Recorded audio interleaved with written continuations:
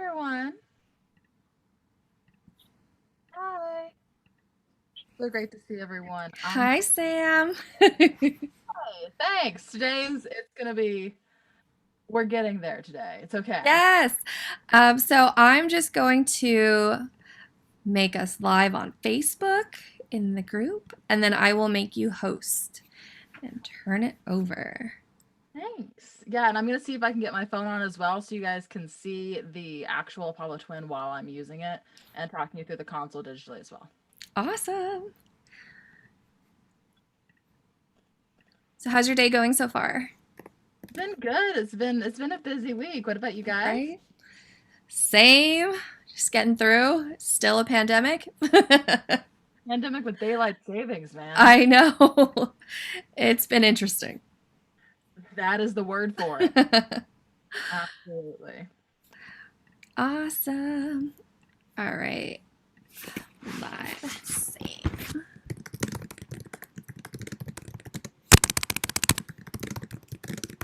All right. And awesome. Going to be. I'm so close, but so far away. I know. All right. We are officially live on Facebook in Women in Audio. Um, Yay. Thanks so much, Angie. Thank you guys so much for having me. As you've probably figured out, I'm a massive UAD nerd. Um, I just really love the gear. I really think they're absolutely awesome products, and I'm so excited to kind of show you guys around everything and hopefully give you a lovely little intro into what was my first UAD piece of hardware, the Apollo Twin. Uh, Awesome. So, for starters, I love UAD because they have both internal and external consoles. You can integrate them with almost any DAW. I use both Logic and Pro Tools, never had any issues with it, and it's been a really great experience so far using them for the past 8 months, almost a year. I've had my phone almost a year, I think. We're coming right up on it. So that's been awesome. Before we start, does anybody have any specific questions or anything that you guys want me to make sure I go over? Would you mind dropping that in the chat if you have anything specific? And Angie, I'm sure you can let us know if anybody on Facebook has anything as well. Yes, for sure. I will be checking Facebook, which the majority of people will be commenting on there. But I personally would love to know just about the how to work the analog plugins or the Sims. So Yeah, so mhm. Yeah, do you mean like the analog model plugins? Like I know we talked about going over yes. amp. So like the Apollo Twin is awesome and comes with the like 610A and the 610B, which I really really love. I think those are both really cool, and I love that UAD gives you, I think it's 12 10 between 10 and 13 plugins when you buy your hardware depending on what model you get as well. Awesome. Yep. Sweet. I'm gonna see if I can get my phone on in just 1 second. 7258.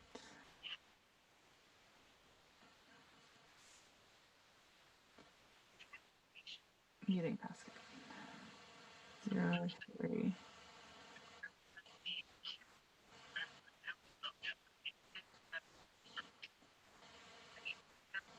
I'm so close.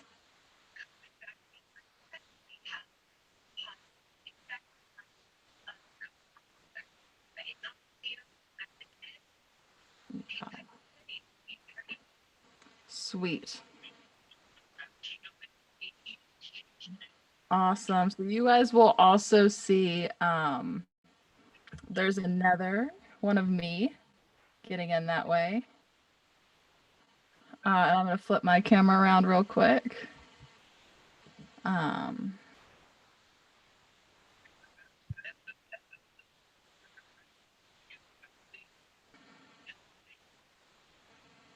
awesome. And this way, do I have an echo? Yes, there's a slight echo. Is there any way to turn down the volume on that? Oh, and then from Robin in the chat as well. She would also love to know about the plugins and which ones you use for recording different things, and tips about settings while recording. Sweet. Not sure why there's an echo. I'm muted. There you go. Now it sounds fine. Sweet. So as you can see, this is my Apollo. So give you a little bit of an overview of it. Not the prettiest picture in the world, but it'll give you the gist of how I'm actually manipulating the hardware. So for starters, we're going to go over hardware real quick, all of these pretty little buttons. So to talk you through it. So this is the Apollo Twin. So that specifically has Chrissy. So with those two channels, we have channel 1, channel 2. So I'm talking to you right now through channel 1. I have an SM7B plugged into a cloud lifter. And as you can see here, under channel 1, I can have input mode. This is going to be my technically high pass. Phantom power, pad, phase switch, and link. Link will allow me to link channel 1 and channel 2 to create a stereo input. So that's also a really nice option. I almost never use link, but I also typically record in mono straight in. I use things like vocals and guitar a lot. So nothing that requires me to be like, hey, I just really, really want this wide stereo field. And I can switch channel over by hitting the preamp button right here. And we'll have those same options as well. And then the UAD also has a guitar direct input here on the bottom of the interface on this front panel, which is also where my headphone output is. And from here, I can switch in between monitors or headphones. And this one knob control is my absolute favorite thing in the world. I think it's really great. It allows you to directly control gain. So right, this is my current mic gain. I can turn it up, turn it down. This is my direct monitoring levels. I can see the input, and because I'm listening through my headphones, also my headphone output currently. So I'm a really, really big fan of that. So now, moving on to more of the fun stuff, and really getting into UAD right here. So I'm going to go ahead and pull up the Uad console and our meter and control panel as well. So the cool thing about UAD is that you can use both the your DAW or the Uad console / mixer engine to control plugins and part of your session. I personally prefer to do things mostly through my sessions in Logic and where I'm working in my DAW. That way I can use not only UAD plugins, but I also use a bunch of other third-party stuff, whether it be Waves or Isotope. And so I've really, really thoroughly enjoyed getting to use the UAD resources that way. But an alternate way of doing that is, as you can see, this is my analog 1 in, so this is going to be input 1. You can have up to 5 plugins as direct inserts, or you can create auxiliary channels and have 5 direct inserts that way. This is our general overview, right? So I'm looking at my input, my dB. I've got my phantom power on because I'm running through my cloud lifter. Currently have my pad on, my high pass on, my apologies. This is pad, and that's phantom. So you can control it physically on your interface or through the UAD mixer console here. So this shows me just my inputs, right? So this is my Apollo Twin. So 2 inputs, 1, 2. This shows me everything as well. If I want to put myself way left, here we go, and bring it back to center. Solo, mute, now you can't hear me. Mute, now you couldn't really hear me. Solo's off, and fader position. When I'm recording, I like to keep everything nominal and then gain stage everything into my session I'm recording into. Inserts, which in this case, plugins, you can just press plus and go ahead and figure out what you like. So, right, first thing in the chain, if we're gonna go to preamps, let's go to preamps. Right, so I'm all the one here. Right, so 610A. Love the 610A on vocals. Here's our analog insert 1. And I can do this directly in here or in my Logic session or Pro Tools or whatever DAW you prefer to use. So this is turned on. So modular, amplifier, high. Honestly, with this, you're probably going to work by ear. I don't always use preamps. Actually, I think I figured out that should eliminate the echo, I think. Sweet. Awesome. My bad. So from here, you basically have your standard settings of your amplifier. Do you want high gain, low gain? And then from there, low filter, high filter. If you want your recording to be mic or line, if you want it to be pad or not. And then from there, you also have your phase. And then here is your gain level, and this is your output. The really cool thing about these analog preamps are that basically you get some really, really interesting tones. So you can come in here and look at your presets, and if I have vocals, you have all these different presets. And if I actually on here as I'm talking to you, you can kind of start to hear some of the changes directly as I'm talking to my mic. It'll be pretty subtle, but definitely a really cool feature as well. So, and then I'll turn that off. So that's the 610B. I'll turn those off. Right, so then if I'm going into my sends, this is the same sort of control where if I were to route a send, you should be able to see your gain level, your fader position, your left, right pan, solo, mute, analog 1, and I can click right down here to name the channels. And if I want to stereo link not on my direct hardware, there we go. Cool. So that is a super quick run through of UAD console. I'm getting ready to get probably more in depth, especially when it comes to the DSP and resource sharing and processing power into my Logic session, which I'm getting ready to pull up. But for the moment, does anyone have any questions on the overview of UAD console? It's basically like the mixer window of your DAW. Is really what UAD does, but it's obviously UAD specific as opposed to whenever you're working in your console. I mean, not your console, excuse me. Whenever you're working in your DAW, it's not specific to UAD plugins. It's specific to whatever you're using, including UAD plugins. I personally don't use UAD console instead of my DAW, but I could if I wanted to in terms of creating chains. Just for me, I use a combination of UAD and Waves and a bunch of other plugins. So using UAD console makes it difficult to work with more than just UAD at once. But it's a super great resource to have, especially if you're wanting to use Luna, which is UAD's DAW, and things like that. It's a great introduction to how Luna works. And Luna is obviously very, very similar because it's made by UAD. So now I'm actually going to go ahead and open a brand new Logic session and share my screen with you.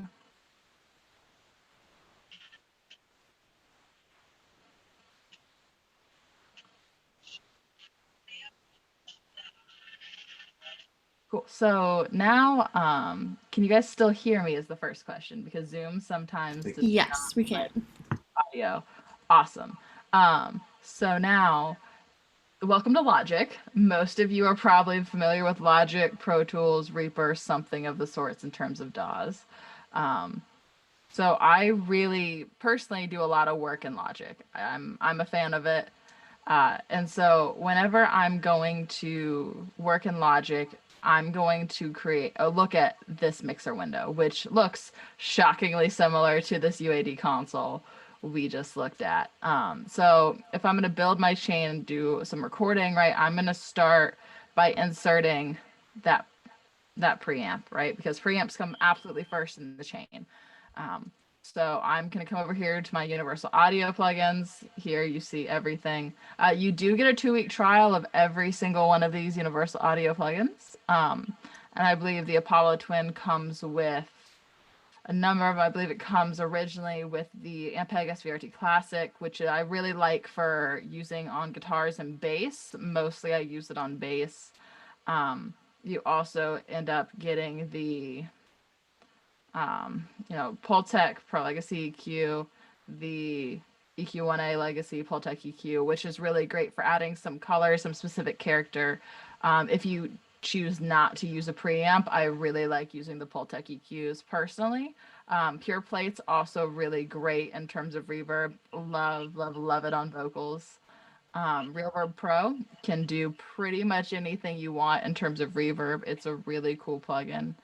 Um, and then you also end up with the UAD UA610A and the 610B, and we can go over both of those. So here, my little cheat sheet in terms of figuring out like what plugins are used for. Obviously, we know this is a preamp, and based on sound, we can kind of guess what we want to use it on, as well as what it would sound best on. But there's also, you can look at your presets, and it'll give you some suggestions as to how to use it as well. And they're also a great way to start if you're not familiar with preamps.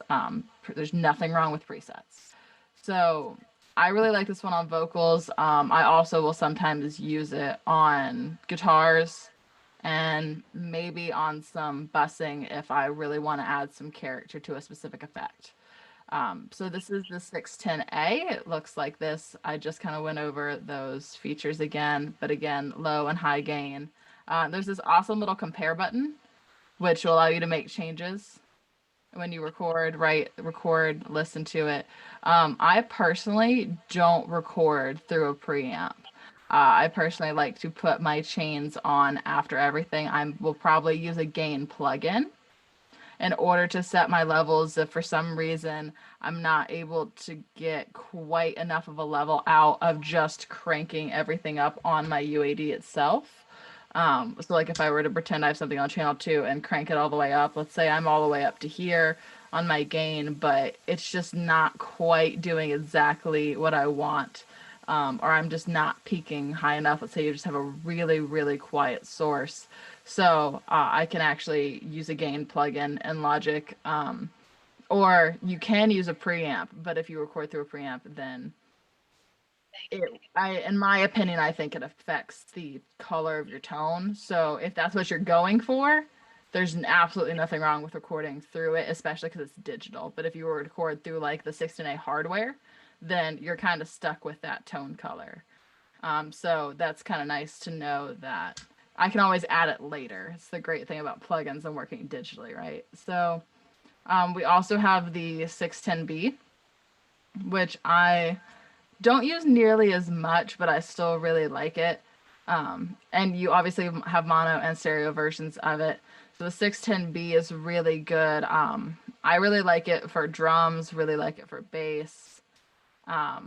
As we can see, like when you're just looking through it, there's a lot of very specific drum presets, which tells you, hey, a lot of people probably use it for that. So I really like it for low end and for just really bass heavy stuff. Things like I'm not afraid to, put some real attack on it, give it some real color, give it some real grit. So same thing here. You have the low, the high. This is I'm obviously modeled off of a tube preamp, so you can crank it up or down depending on where you're at. And that's kind of your general gain. And then again, you have your line versus mic, right? Your pad, your in, your out, your level, and then your direct output knob. Definitely love, love, love this. And if we want to hear it, we can go ahead and I'll just drop in a Logic loop for the heck of it, right? So let's see. That's pretty. So if we want to hear it, right, that was it completely dry. I can just click on it.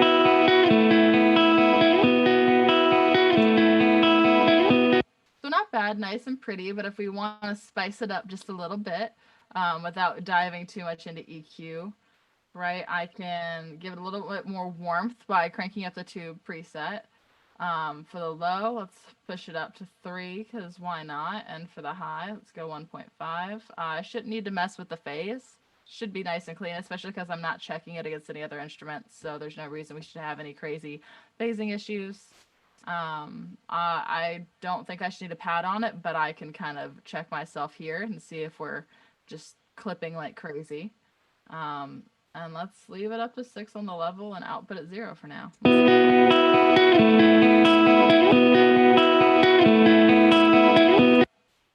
So a little bit more verby, and let's see what happens if I crank the tube all the way up. So we're thinking about clipping, so I can pull the level down here, or I can pull just my output down.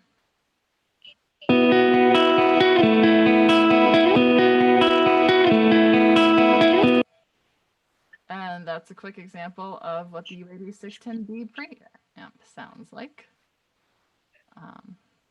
Yeah. I'm definitely a really big fan of that one. I just think it sounds great on so many different things. It's super, super versatile. So then from there, when it comes to the UAD, the actual hardware devices here, they're able to really kind of help offload your computer if you're like me and tend to use a lot of different plugins and try to do some crazy things sometimes. So the great thing about them is that the actual DSP, or the digital signal processing, that's what DSP stands for, is done on the hardware as opposed to on your Mac or in your internal DSP or your audio engine for your computer. So that's really, really nice when you're trying to run way too many plugins and do way more things than you should. So in order to figure out how much DSP I'm using, I have this lovely little thing called my Uad Meter and Control Panel. And so if I turn this on, right, that'll be using some of my Uad DSP. So from here, I know that when I click on this, right, this is my system info. So right now I have my Apollo Twin. The MKII Duo is the specific model that I have. There's two DSP engines in it. So that tells me that DSP engine 1 is only having 10.9% of its processing power used, right? DSP engine 2 has 50% of its processing power used. But I think I also have another session open, so that's part of it. And so, right, my memory's at 0%. My program management, it looks like I'm doing pretty good. And I'm running absolutely one plugin on this one, on DSP2. And it'll even tell you like your plugin latency. So this tells me I'm running at 44.1 because I just opened a session. So that's not bad. And it tells me that I can update my software, which I should probably do this week. So that's kind of what this is. And then I can save a detailed system profile. If I ever feel like I'm going to have issues with it, or I want to be able to save this data externally, I can save a detailed system profile via clicking on this button and download it as PDF. From here, it will tell you your plugins. So this tells me like, okay, I own, when it says authorized for all devices, it means I own it. You can also demo every plugin for 2 weeks. So like I demoed BS Master Desk, and I decided not to buy it, but it was cool for something I was working on specifically for 2 weeks. So I had a demo, and then the demo expired, and that lets me know what that is. And you can kind of scroll through and see like what plugins you own, what plugins you've demoed, and it'll let you start the demo for any plugin that you don't own that you would like to.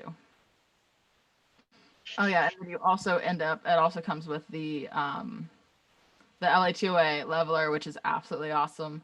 The 1176N and the 1176 SE, and then of course Reverb Pro, Pultec, and the Precision Mix Rack Collection, which I also really like. So it actually comes with a shocking amount of plugins compared to most hardware you buy, which kind of comes with a control panel. So like the Focusrite stuff, if you're running, I think anything over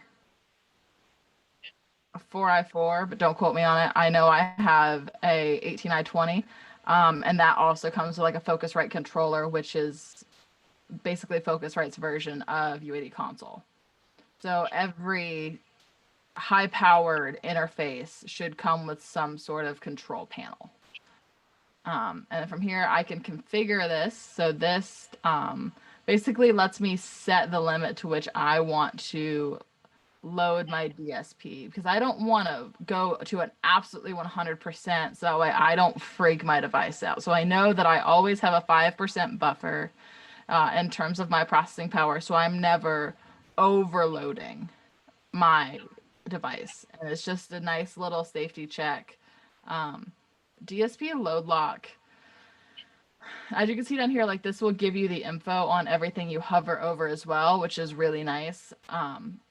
And of course, it reserves the maximum load required by each UAD plugin. So if a certain plugin features are disabled, it lets you know that basically whatever plugins you're using, you have enough DSP to use that plugin. It will disable that plugin instead of letting you run like some of the plugins processing, but not all of it. That way you're not able to really let that plugin do its job.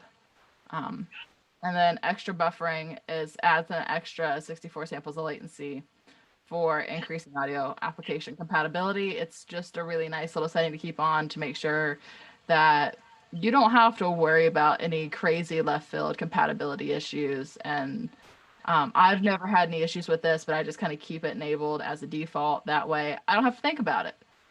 Sometimes it's nice to just set and forget. And this is all compatibility things as well.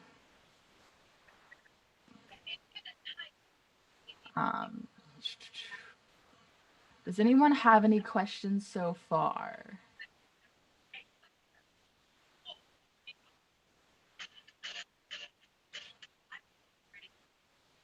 I have a question. This is maybe just a very beginner question, but I've been running the Apollo Twin separate from Logic, and I'm wondering, like, if you run it in Logic, that app that opens up, do you just not need that open at all? The like UAD console? Yeah, the very first thing I had open, the UAD console. So, yeah, you don't have to use it, and you don't. So basically, like I was saying, it kind of acts like Logic's mixer window, right? So you can choose to run your UAD plugins and control it from the console, but it's not limited to the console. So if you want to use it, great. But if you don't want to, you're welcome to just close it out and run it through Logic. That is so cool and helpful. Thank you. Yeah, no worries. So that is kind of the advantage of you can technically use it you can't use it in place of your DAW, but you can use it like something like Melodyne. So Melodyne has a separate editor window, like it's a standalone DAW. Vocal Line Pro is the same way, where there's all these softwares that can work independently of whatever DAW you're working in, but they also work within the DAW. So like I can drop audio directly into Melodyne's editor, or I can put Melodyne as a plugin on a track and then let it open up the window and I can do my editing there.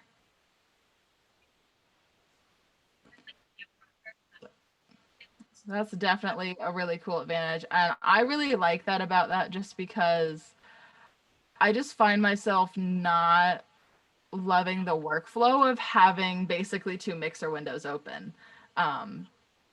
It just feels clunky to me, and some people love it, and if that's your thing, go for it. It has the capability of doing it, and it's really nice to have that flexibility if that's something you choose to pursue. For me personally, I operate with a couple different screens. So I've got a big screen in front of me and my laptop, and I like to keep my session on one and my mixer window on another. And so I felt like when I tried to use Uad Console when I first got my Apollo Twin, I felt like I just didn't know where to put it. And so I just haven't really done it. I do really like keeping this little UAD DSP bar and kind of open to give me, like, I'll just park it right up here.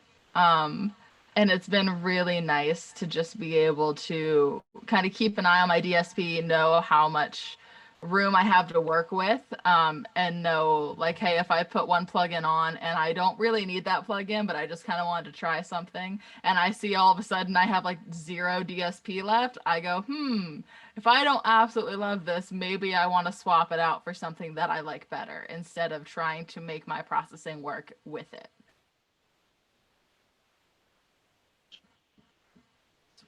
Does anybody else have any questions?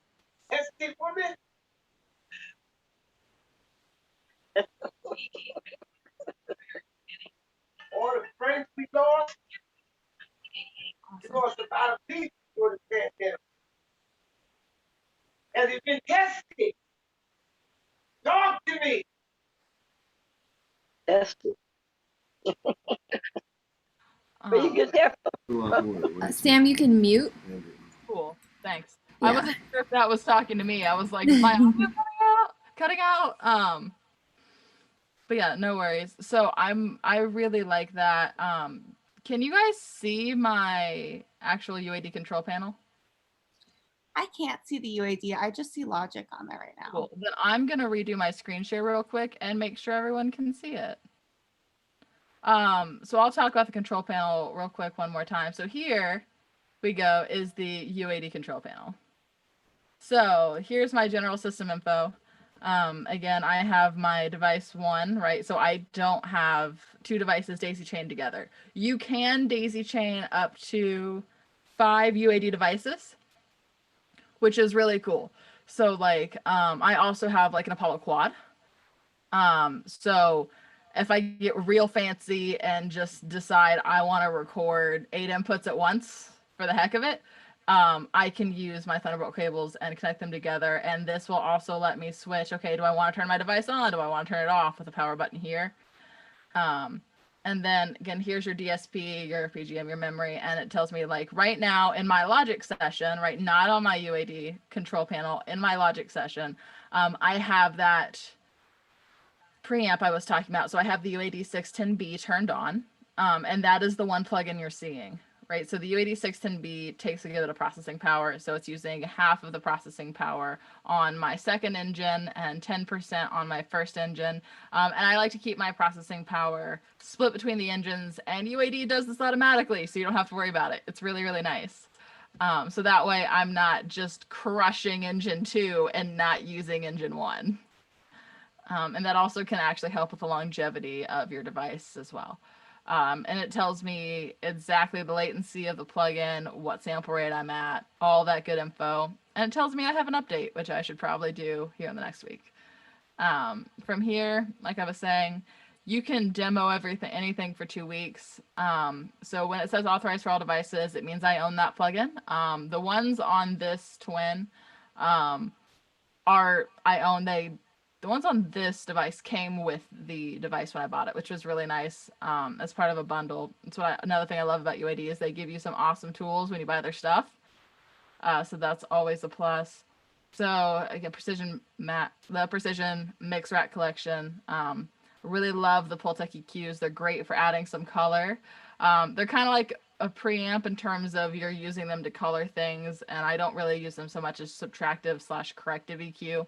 I use them more as additive EQ. They're really nice. RealVerb Pro will do any reverb you've ever imagined and then some, and it'll let you kind of invent. So if you're starting to do some alternative or wanting to get some different sounds, it's a really nice tool. The 1176 limiters are awesome as well. And of course the LA2A, Old Faithful. If you're not familiar with the LA2A, YouTube it. I'm sure there's 100,000 videos on it. Great. I love it on vocals personally, if that's what I'm going to be using it on, or master bus.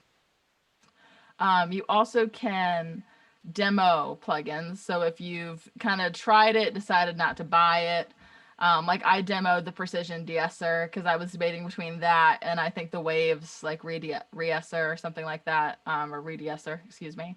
I ended up buying the Waves version, but I was able to actually try this for 2 weeks, test it out, and this just tells me, hey, you tried it, you didn't buy it, it's off the table. If you really want to go buy it, go to the website. And then I can automatically start the demo for all of these through here. And then of course, here's your 1176 stuff as well.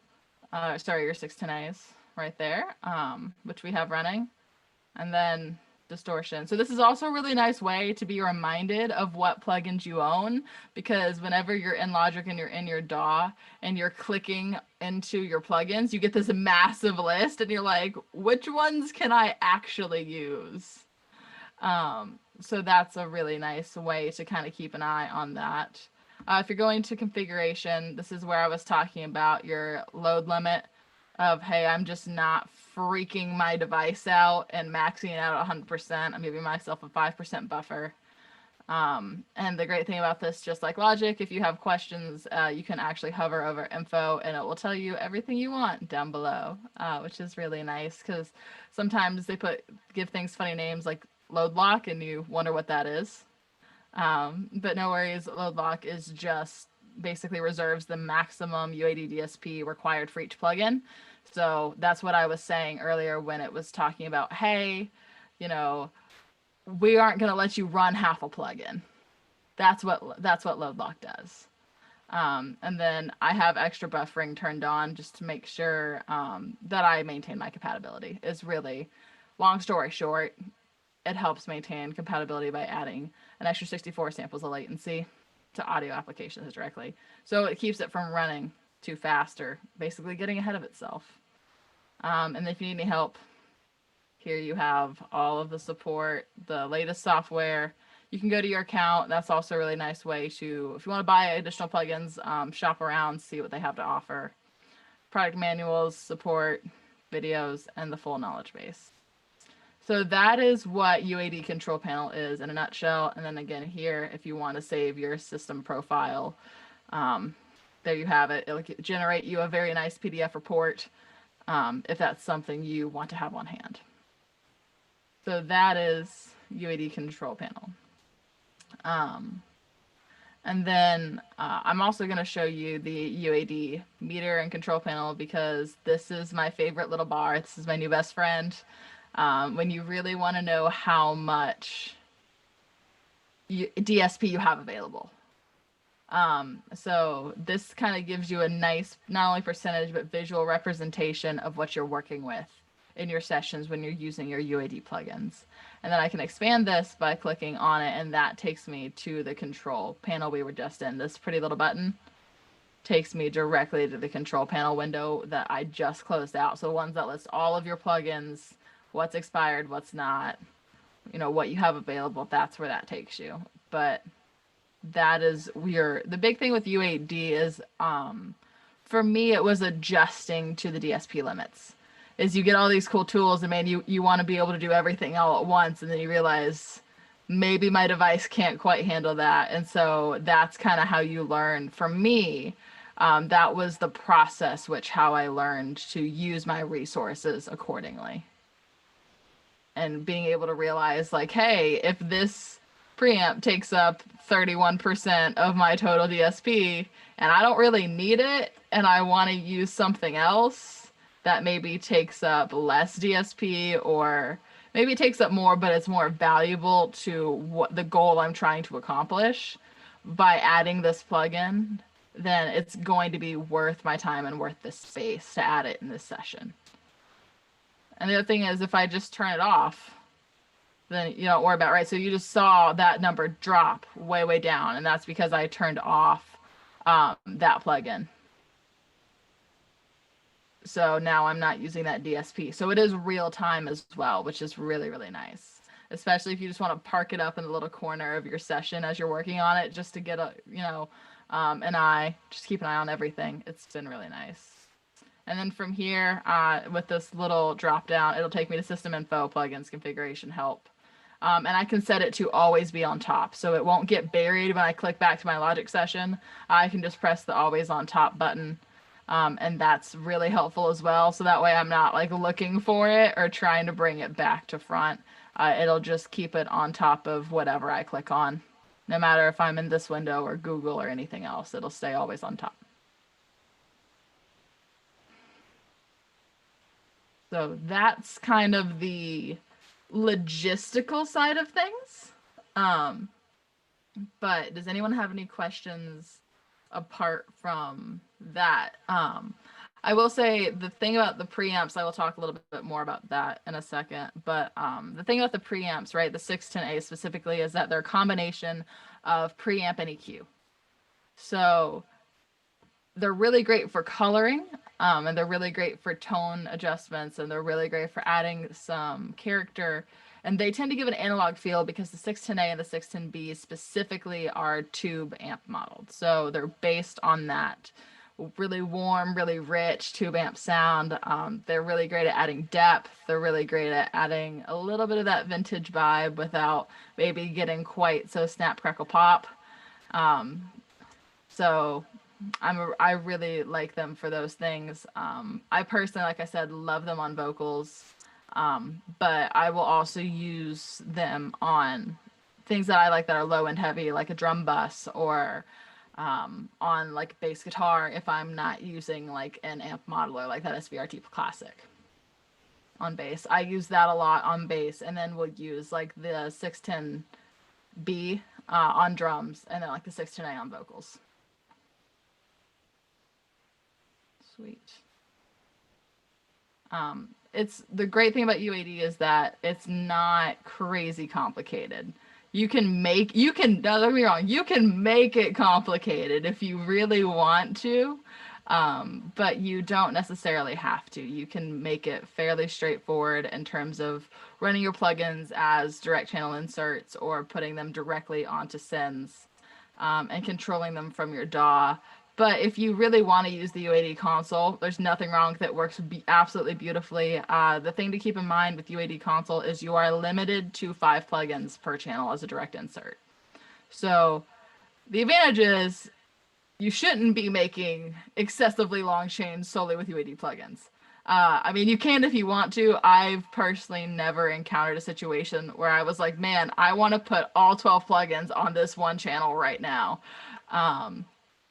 But if you are in ever that scenario, I just recommend at that point doing it in your DAW, because your DAW, if you're using an industry standard DAW, as far as I'm aware, you're not limited to 5 plugins on your channel strip. So that is the one limitation to keep in mind with that. But if you're not comfortable using the one knob hardware here, the UAD console is a really nice way to control your physical device if you don't like buttons. I do a lot of live sound work in addition to studio-based stuff, so I like buttons. I like the one knob for my controls. I like to be able to press a button and send phantom. Some people don't, and that's cool that you can use UAD console to control it that way instead of having to push the buttons if you don't want to push the buttons, or maybe you keep your interface out of reach, or if you have a rack mount UAD device, then the console is really helpful for not having to get up and walk to the rack and push your buttons and change your levels. Cool. Angie, do we have any questions on Facebook? Let me go see. I was wondering, for your like mixing purposes, what would your normal setup be for like chain of plugins? Yeah, so when I work on, I'll make that straighter. Sorry, this will probably give you a better overview of everything. So for me, I start with typically EQ.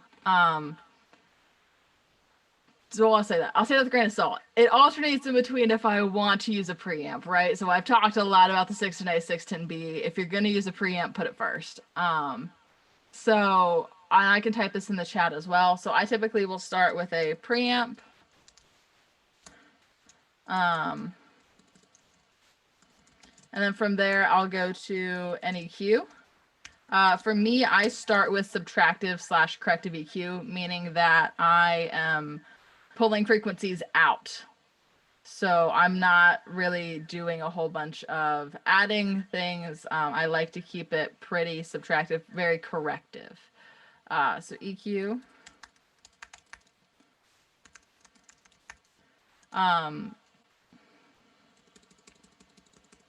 We'll have to pardon my spelling in the chat. And then from there, a compressor.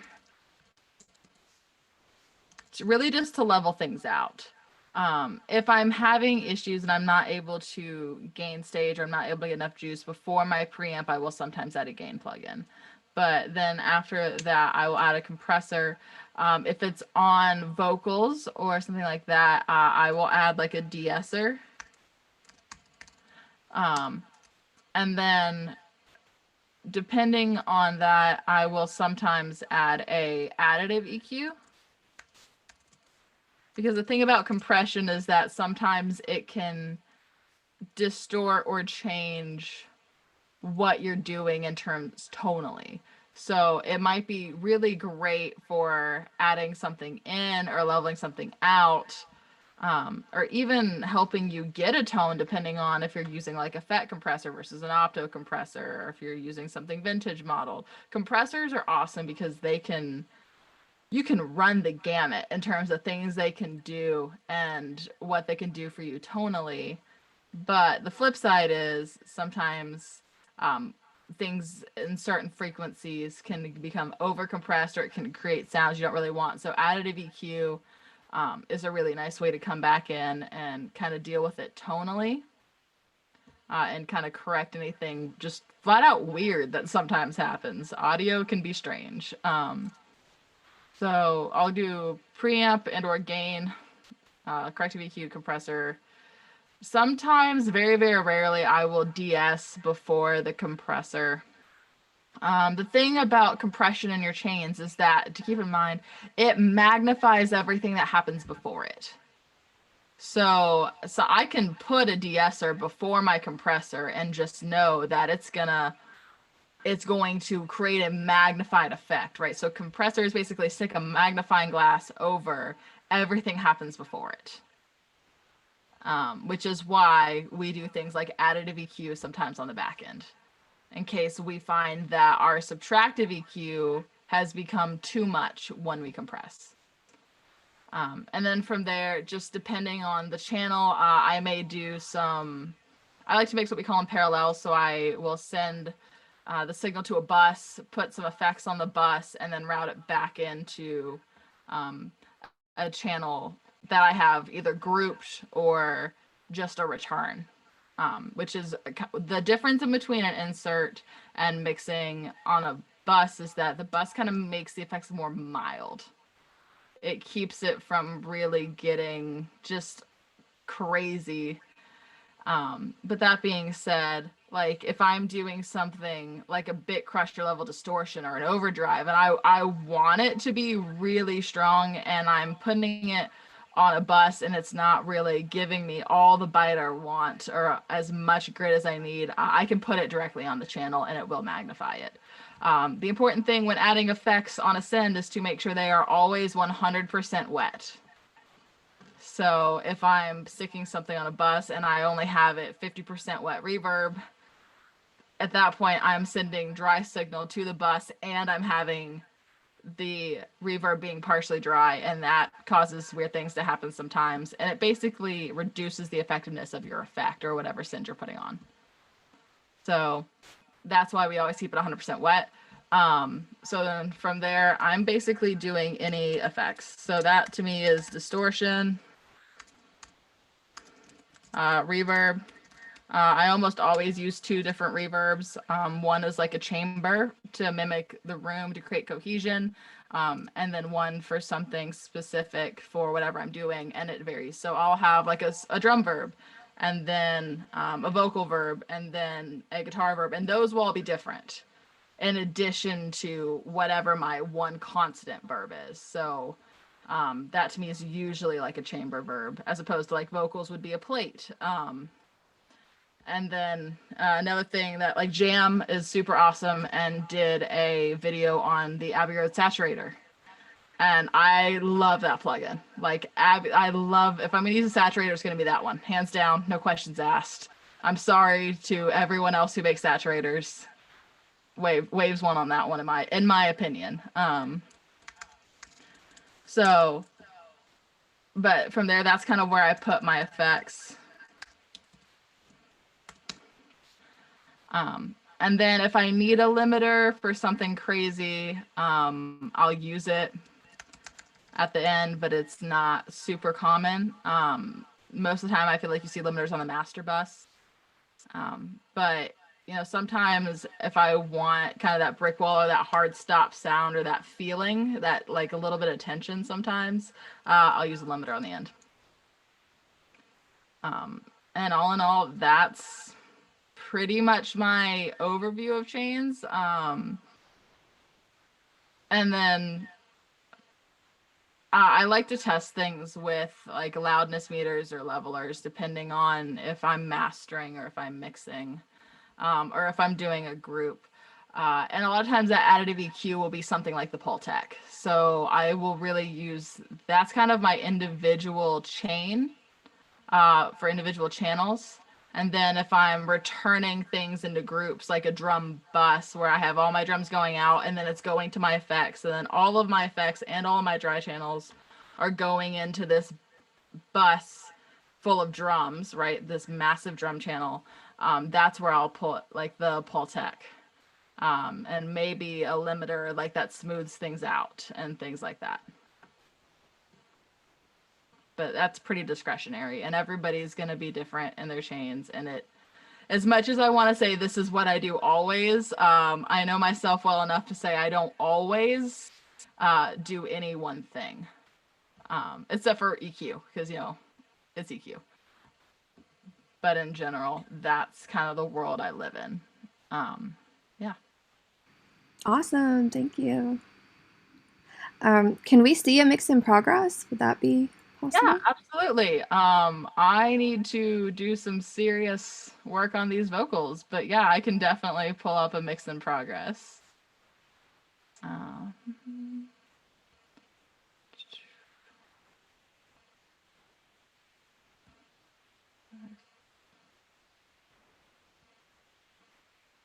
Post project.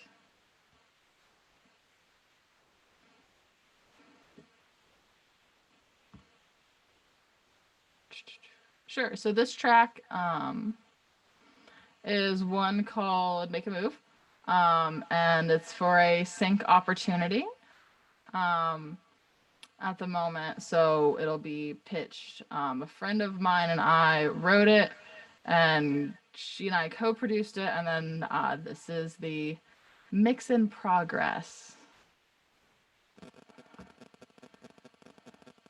So as you can see here, right, so I've started my chains, right? So I'm on EQ, I have some compression and then some EQ if I need it. It's mostly subtractive. Here I have, right, so this is the vocal here. So this is her lead vocal. So we've got a little bit of pitch correction. I like to put auto-tune on to begin with, very, very mild, just to make sure everything's in key. For me, I find it just saves me a ton of time when it comes to things like Melodyne. It's really what it is. It's a speed thing. So EQ, compression, de-essing. I've started a little bit on my effects. So I've got a room verb, some background verb. I've got a slapback delay on the lead vocals. And you can see here, I've returned some specific things, right? So I've got all my effects kind of grouped. For those are mostly transitions. I've got a little guitar lick thing, a transition one, kind of EDM sort of build. These are all vocals, background vocals are all down here. We've got lots of harmonies. So we've got 5 sets of harmonies, all stacking, and depending on each chorus. And then we have keys, and drums. So I haven't really, I'll do a little bit of work on this actually while you guys are here, but here's kind of where it sounds like now.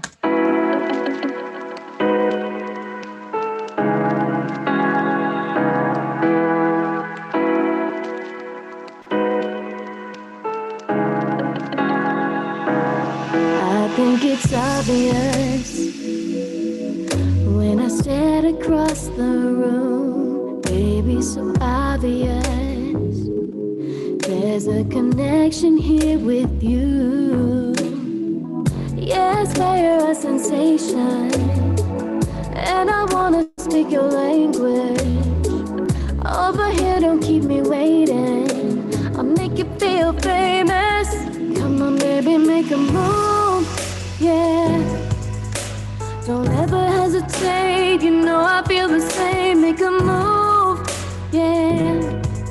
Make me feel like I'm on stage, you know I got no shame. Make your move, make a move, make a move, yeah. Make a move, make a move, make your move. Make a move, make a move, make a move, yeah.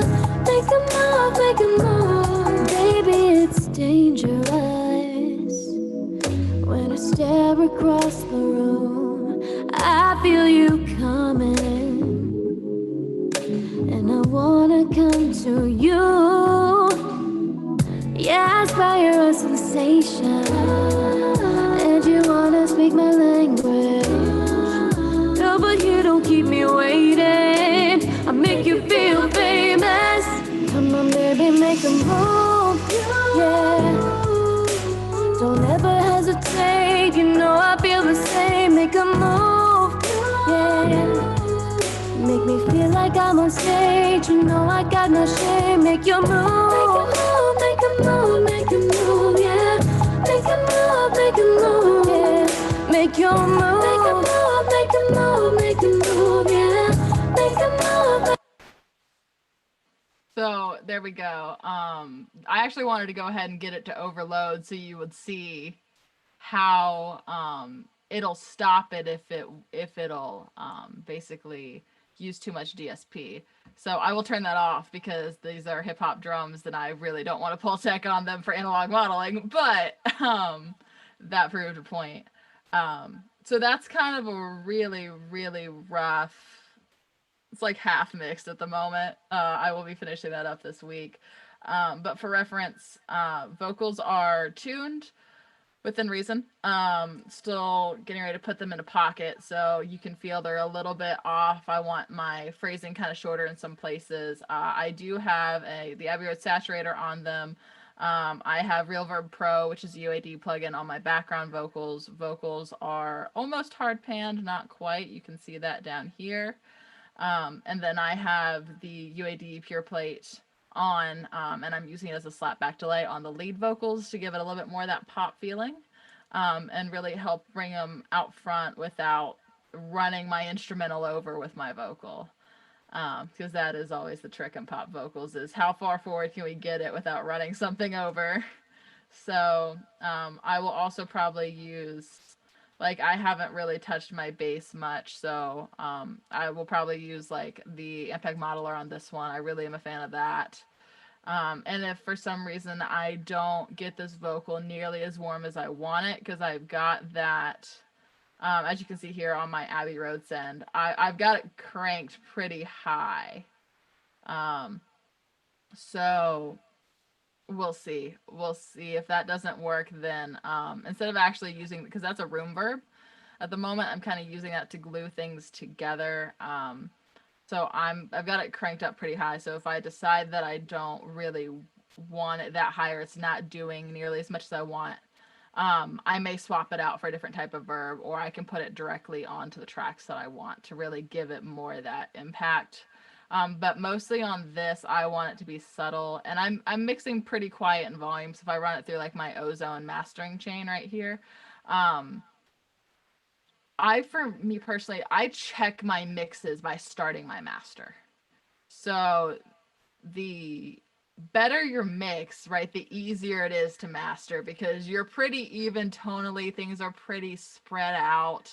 You're not worried about just something going crazy in terms of frequency. If you're pretty mild, you know, I'm hitting my LUFS levels or my perceived loudness about where I should be, then in general, I'm looking at using like a limiter or a multipressor. And then for me, I do go through the mastering process, but I'm not a mastering engineer, so I like to use Ozone to check myself. So like listening to this, right, I put Ozone on, and I will look at the EQ in Ozone to see how far off I am and look at what it's naturally trying to correct.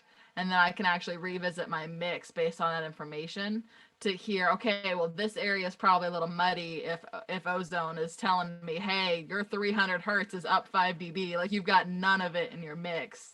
you need to turn up. If it's 300 hertz, I'm looking at my bass, I'm looking at my drums. I'm looking at maybe the low end of my vocal, if it's a male vocalist. Just kind of listening with that information back into my mix to see how good of a mix I can really get out of it. But yeah, a mentor of mine let me in on that one, and that really helped me with my mixing, is just realizing that the better your mix, the easier your master. And I've got some awesome mastering engineers I work with, so even if I'm not the one mastering it, I still will start the master to check. And everything should always serve a purpose, right? So every plugin I have on here is there for a reason. Like, I shouldn't just be compressing because I was told I should compress. Or I should not be limiting because somebody once told me, oh, well, you should never use limiters on vocal. Like, you should do everything with a purpose.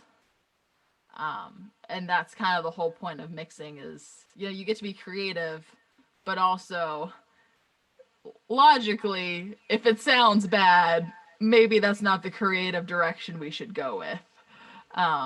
So it's always a lot of fun. Yeah. Is there anything else I can answer for anybody? That was awesome. Yeah, I'm looking forward to finishing it and making it sound really good, because this is mostly gain staged. Yeah, for sure. I hope you can share the track when it's done. Yeah, absolutely. I don't know how much time we have, but I'm happy to do a little bit of live mixing on it as well, just depending on. Oh yeah, sure. Yeah, if you want to. Yeah, it's whatever you guys want to hear. For sure. Sure, why not? I'll work on it anyways. So, for this, I'm really going to be focusing on the vocals and on probably my bass low end. So, like, I'm in headphones at the moment, so I'm trying not to give you guys crazy feedback. So we'll see how accurate these. The good thing about mixing in headphones is you technically shouldn't have a problem with it as long as you know what your headphones sound like. So a lot of times I get asked like what monitors people should use or what headphones they should use, and my answer is always going to be whatever's professional quality and you know what it sounds like. So like, I know people love JBL monitors. I use KRK monitors. I really like them because I know what they sound like. Like, I'm used to my speakers in my room, so I can listen and be like, is that the speaker? Is that the mix? Or is that me? Because after a while, if your ears get tired, you always have to keep in mind that ear fatigue will directly impact your mix. So that's also part of it. But yeah, so I'm going to jump right about here and really focus on probably the second and then last chorus. We make a move, yeah. Don't ever hesitate, I feel the same. Make a move, yeah. Make me feel like I'm on stage, I got no shame. Make your move, make a move, make a move, yeah. Make a move, make a move, make your move. Make a move, make a move, make a move, yeah. Make a move. Cool, so I just wanted to turn that bass up a little bit. Make sure I'm really getting that drop-in impact whenever that chorus hits. Famous, come on baby, make a move, yeah. Nice and solid. The big thing for me, especially because I do a lot of sync music, so sections are really important. So I want to make sure that my ins and outs of all my sections hit hard and hit exactly where I want them. Because if you miss it, sometimes it becomes incredibly noticeable because it ends up being an editing point for if something gets synced. An editing point meaning like the TV editors or the film editors will chop the song up, so sometimes they'll take 30 seconds from the intro and 15 seconds from the middle and 5 seconds from the end, and so you want your transitions to be nice and clean and very prevalent. Come on baby, make a move, yeah. Don't ever hesitate, I feel the same. Make a move, yeah.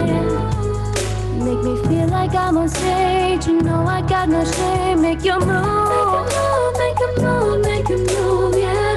Make a move, make a move, yeah. Make your move, make a move, make a move, make a move, yeah. Make a move, make a move.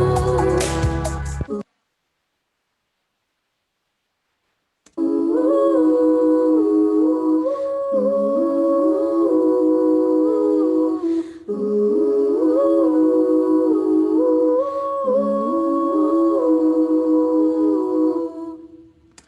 the reason I went back and revisited that pan there is because I just want to make sure that the ending feels really nice and wide and really, really full, because there's nothing but background vocals there, which is awesome because Danny Hollowberry is the vocalist on this, and she is absolutely phenomenal. But that being said, if there's something off and there's nothing there to help with it, it will be very, very noticeable. So a nice way of trying to keep vocals not just stuck in the center, but also creating that forward to back depth is I really like to hard pan specific layers.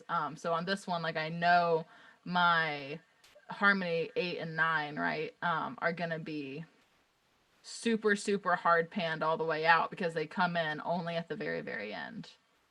And it really is also something that's going to create another defined section, because in addition to everything dropping out, you also hear this really cool stereo field here kind of behind you and beside you.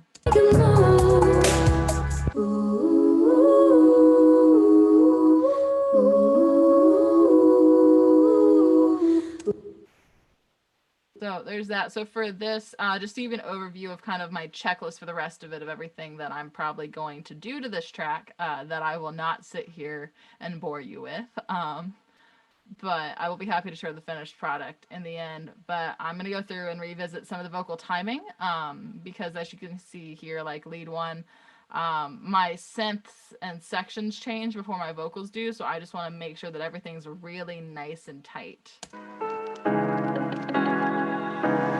I think it's obvious. So we intentionally started it early, but it may feel a little odd to some people.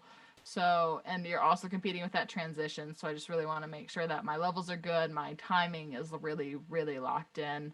Especially I feel like with R&B, and with hip hop. I ironically actually normally do a lot of alternative and rock music. But this is kind of what it called for on the day. This is the style I don't normally work in. So I just want to be really, really conscious of things that make this genre very specific.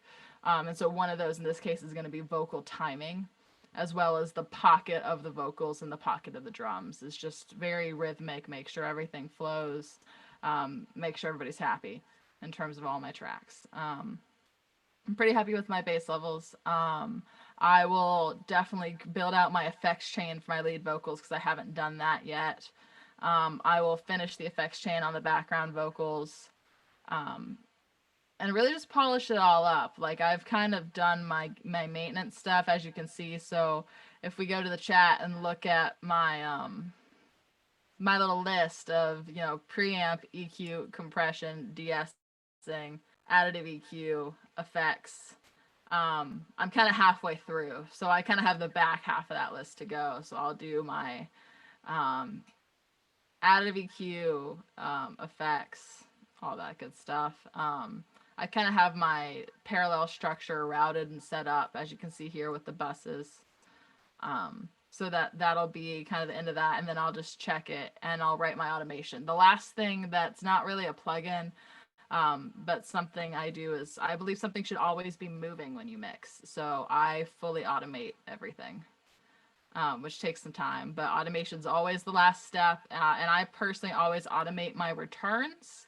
And I don't automate my individual channel strips here. That way you're not getting different gain levels. Although in Logic, you can separate your volume and your gain. So if you choose to automate your channel directly, please, please, please automate your volume and not your gain. Because if you automate your gain, your compression will do some funny things, because at some points it will become over compressed and at some points it may become under compressed. So that's just a helpful little tip that, I like to remind myself of all the time. So there's that. And that's kind of what I'm working on at the moment. That's awesome. Which effect are you going to use mostly on this, especially for this genre, or is that kind of just dependent on how the mix sounds? It depends on, so there's a couple rules of thumb I like. So like I was talking about that reverb for the room and really gluing things together. So like I have a chamber verb already on here. I'm using the Abbey Road chamber stereo at the moment, which I can share my screen and show you. But I'm using the Abbey Road chambers and stereo as my room verb on this track. I really, really, really love it. I love the Abbey Road stuff though, so you know, take that with a grain of salt. Everybody has their preferences. I like the warmer analog sound for this. My goal really with this track is because it's pretty sultry. It's very flowy. It's pretty sexy, and so we really want things that feel warm, that feel inviting. So that's kind of why I'm using this one. And then for vocals, I will probably use, I've got a slap back on the vocal at the moment just to give it a little bit of pop. It's turned down pretty low, as you can see here. My backgrounds are really, that's a lot of verb on them. So I will probably also put a saturator on both my background vocals and my lead vocals. I may also actually put a little bit of harmonic distortion on my lead vocals. Very, very light, just to actually create some depth and some warmth to it. I know it sounds crazy and counterintuitive, especially when you're looking for a really clean, clear pop vocal. But it's something I'm really a big fan of, and I'll keep it like, I mean, it literally like negative 45 dB. I'll keep it so low. But that's a really cool thing to do. I will probably run my bass through the SBRT Classic modeler. I really like that. I kind of want a retro bass vibe for this. It's pretty modern in terms of what we're playing instrumentally, but definitely want a little bit of that throwback, almost bump and grind feel. So I'll use that on there as an effect. I'll probably put that in parallel instead of directly on. For keys, I may use some saturation. Trying to think what else. For drums, I'm definitely gonna use the Pultex. Really, really like that Pultec EQ. I'll use the Pultec on the drums. I'll probably use the Pultec on the bass, and then I may actually put like I typically will route all of these individual channels, like the drums, the keys, the effects, the bass. I'll actually run all of that into a band bus. And be able to control all of my instrumental levels relative that way. That's I really like for mixing vocals in, making sure everything pockets, so I don't have to worry about messing with I don't have to worry about making sure my drums and my bass move together if I really like how my kick and bass are sitting, but I don't like how it is relative to the vocal. But I don't want to turn the vocal down. So that's kind of why I use the band bus. So I'll probably put a little bit of a smoothing limiter on it. I may run the vocals to like an LA2A. Trying to think what else. I don't like to do a ton of keys, two keys. I'm really happy with kind of the sounds we were able to get out of these synths. So, I mean, I think I'll end that with probably saturation and potentially some additive EQ, depending on after I sit with it, how much I love the sound of the compression on these. They're very, very lightly compressed. It's really just mostly a maintenance thing. Yeah, I mean, that's about it. I like to keep things pretty natural sounding. So I personally don't do a lot of like EDM work because I just don't tend towards those sounds. So every mix engineer is going to tend towards different tones and different personal preferences. And so for me, I work a lot with session players. I really, really love live instruments. I've got a group of session guys on call for my clients. If they say, hey, I need this, I'll use my session guys to track it. And when I produce for people. And so I almost always am using real instruments. And so with that comes these natural tones that I feel like I really want to preserve. So I find myself using a lot of analog modeled effects and mostly maintenance things. So things like saturation, things like de-essers. I do a lot of manual editing and like Melodyne in terms of like the volume of specific things. If I have plosives on vocals, I really like those natural tones. So some people would put like modulators on the synths.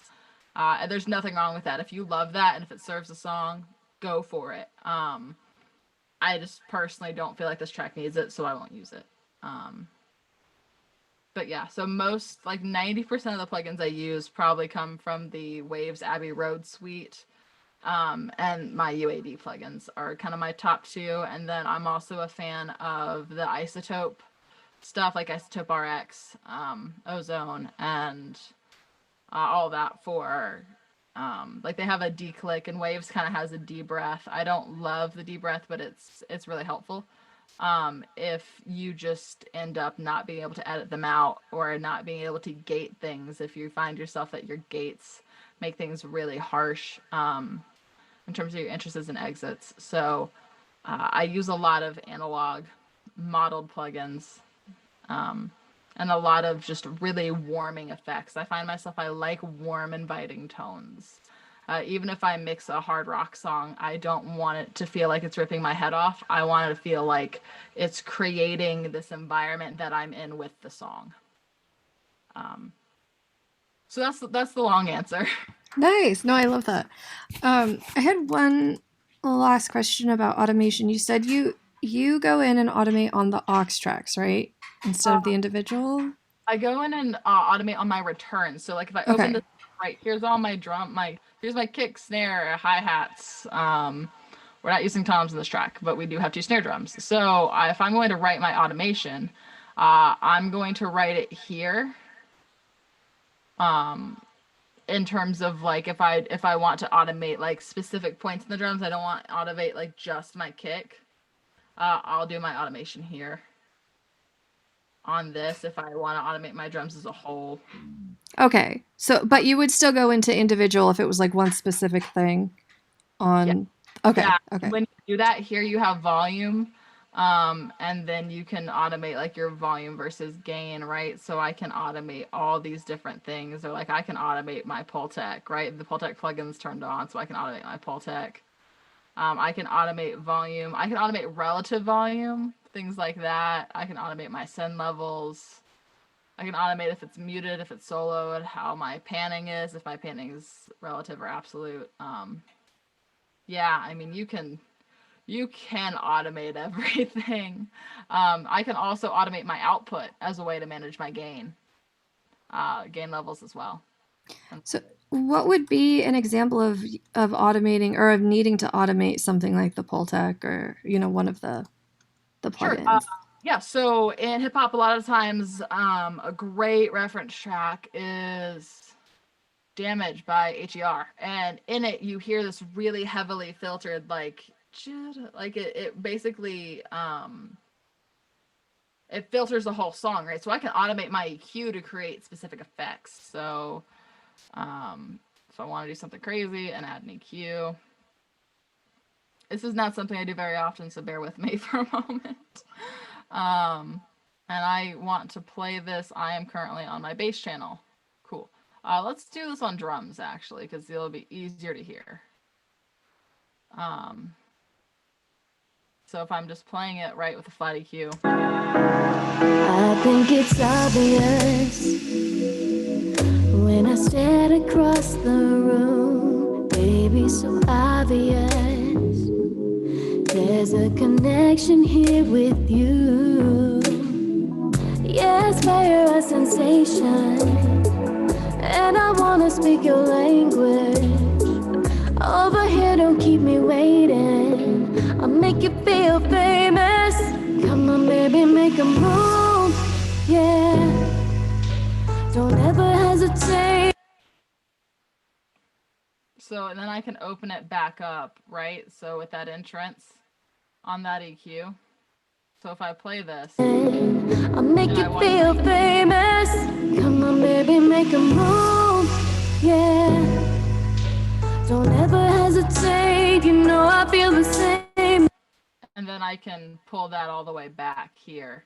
and open it up the rest of the way. But I can do it to create specific effects. And I did that by going down here and writing the automation instead of reading automation. And you can use it to create filtered effects. You can use it to sense reverb more in some places and less than another. You can use it to make volume levels louder or softer. That's kind of the most common use of automation. But you can automate how much of something you're sending to an effect and vice versa. You can automate your fader positions. You can automate your panning. So maybe I don't want to use ping pong delay. Maybe I want part of this song to be, maybe I want my kick drum to be like 15 cents left in one verse and 15 cents right in another verse. I can do that with automation. That's awesome. Thank you. Yeah. But most commonly, automation is used for volume control and basically overall mixing. In terms of relative levels and parts. But just like that EQ thing you saw, you can automate pretty much anything as long as you know how to do it. Very cool. Yep. Sweet. Yeah. So is there anything else? I know I've asked it like 700 times. This was just so helpful. Thank you so much. I really appreciate it. Yeah, no problem. Thank you guys so much for having me. It's been a lot of fun. Thanks, Sam. This is really awesome. Yeah, it's been absolutely great. You guys have had some awesome questions. And if you guys think of anything else, feel free to shoot me a message on Facebook or send me an email or anything like that. Oh, yeah. Do you want to tell us how to find you outside of Facebook? Yeah. So on Instagram, it's at officially Sam Boone. Or you can go to my website, which is sambooneportfolio.com, and send me a message through that. Or you can shoot me a PM or a DM on pretty much any social platform. And just let me know, and I'm more than happy to help if I can. And if I don't know the answer, I probably have a friend who does, and I'm happy to bug them on your behalf. So no worries. Awesome. Thank you so much. Yeah, thanks so much for having me. You guys are absolutely awesome. All right. Take care, everybody. So bye, guys.